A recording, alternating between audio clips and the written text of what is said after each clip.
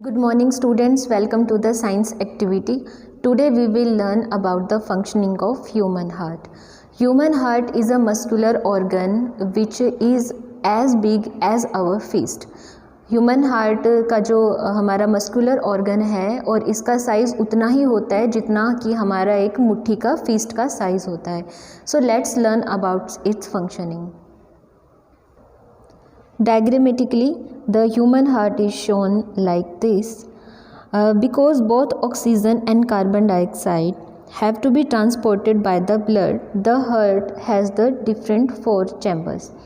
जैसा कि हम जानते हैं कि हमारे हार्ट को ऑक्सीजनेटेड ब्लड और जो डीऑक्सीजनेटेड ब्लड यानी जो carbon dioxide contain rich blood होता है उस दोनों को सेपरेटली ट्रांसफ़र करना होता है, ट्रांसपोर्ट करना होता है. तो उसके प्रोसेस के लिए हमारे हार्ट में अलग अलग चैम्बर्स बने होते हैं. ऊपर वाले जो हमारे अपर चैम्बर्स हैं इन्हें हम एट्रियम बोलते हैं. This is the left atrium and this is right atrium. और जो नीचे वाले 2 हमारे चैम्बर्स हैं उन्हें हम वेंट्रिकल बोलते हैं. This is left ventricle and this is right ventricle. अब हमारा जो हार्ट है वो किस तरीके से जो ब्लड को है ट्रांसपोर्ट करता है. ये जो है आपको ब्लू कलर में जो हमें एंट्रीज दिखाई दे रही हैं ये क्या है, वेना केवा.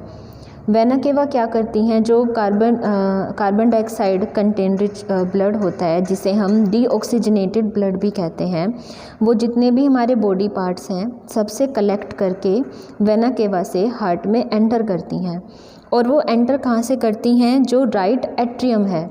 तो पूरा राइट एट्रियम इस डीऑक्सीजनेटेड ब्लड से फिल हो जाता है. जिस टाइम पे ये फिल होता है एट्रियम, ये एक्सपेंड करना शुरू कर देता है.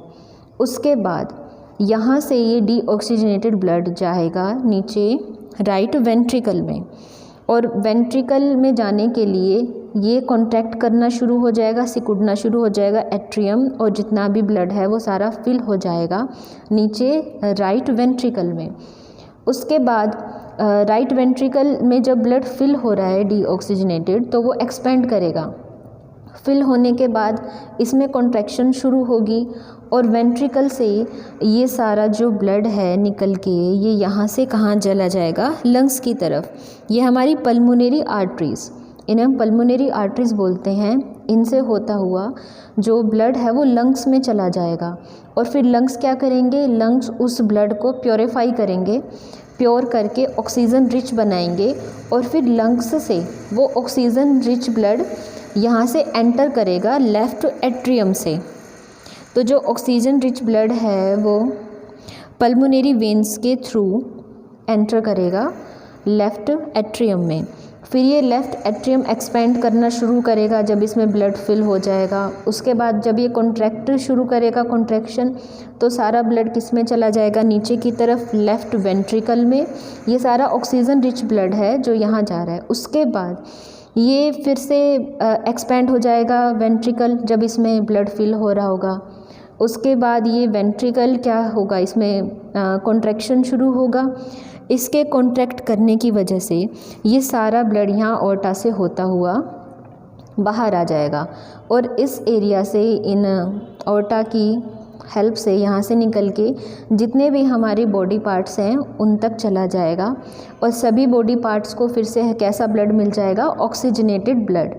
उसके बाद वो ऑक्सीजनेटेड ब्लड सारे बॉडी में सर्कुलेट करेगा और हर एक जो बॉडी के पार्ट्स हैं, सेल्स हैं, उन सबको वो ऑक्सीजन प्रोवाइड करने के बाद और सारे सभी सेल्स से कार्बन डाइऑक्साइड लेके वो ब्लड फिर से डीऑक्सीजनेटेड हो जाएगा. और डीऑक्सीजनेटेड होने के बाद फिर से वो एंटर करेगा वेना केवा से.